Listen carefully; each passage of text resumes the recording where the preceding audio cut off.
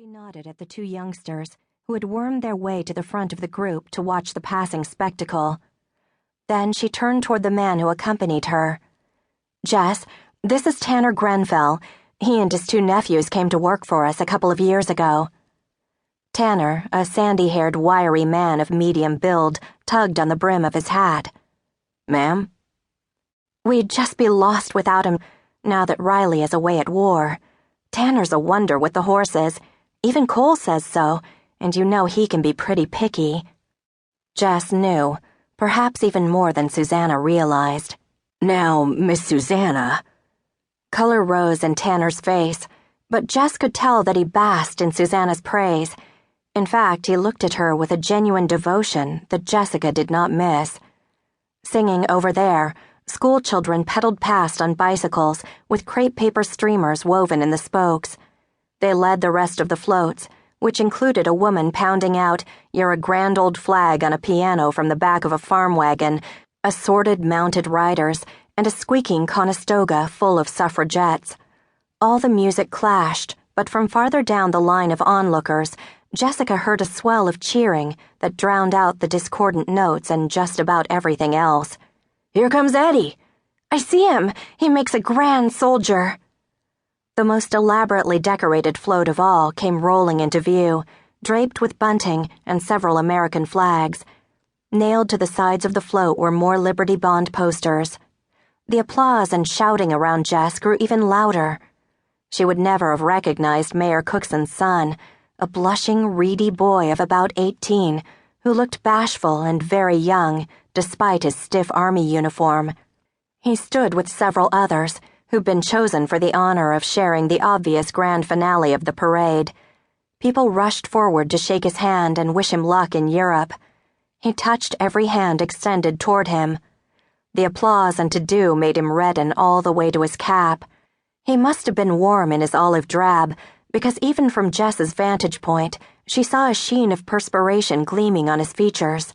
Squealing girls on the sidewalk, abandoning decorum, threw paper flowers and the last of the season's roses from their yards.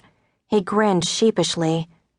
Sheriff Whit Gannon on horseback marked the end of the parade, and the onlookers poured off the sidewalks into the street to follow along and continue the festivities.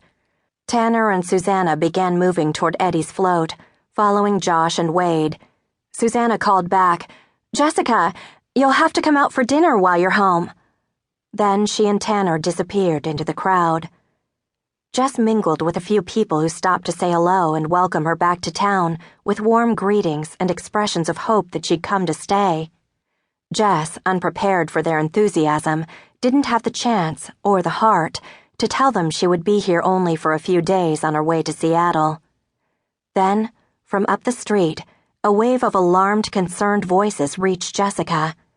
The back end of the parade stuttered to a halt, and Sheriff Gannon nudged his horse through the crowd of confused spectators to reach the spot. Taking advantage of his breaking trail, Jess followed, sensing urgency in the tones of raised voices. Someone was hurt or ill. "Granny May! Someone get Granny May!" A dominant voice ordered, and Jessica swallowed hard against the tight knot in her throat, recognizing the voice's tone. Cole Braddock. She'd known she'd have to see him, but thought she'd be more prepared. "It's Eddie," someone else said. "He just toppled right off that float like he passed out or something." Jessica pushed around someone who stood in her way in time to see Cole hoist Eddie onto his shoulder and carry him toward Granny May's cafe on the other side of the street. She followed close behind, her grip still tight on her black bag. As she went through the door, the familiar redolence of spices and savory aromas hit Jess's nose. Jess worked her way through the crowd that filled the tiny restaurant and caught a glimpse of Eddie, who was now on his feet but unsteady. Then her gaze shifted to Cole. In that moment, everything else around her faded to a blur, and memories rushed over her like a swift-flowing river. Her focus fixed on him. The way he still wore his hair cut to chin length, the straight nose and firm mouth, the set of his shoulders. "May!" Cole yelled. "Where the hell is May? Eddie Cookson passed out and fell off his float in front of my shop." Eddie, looking pale.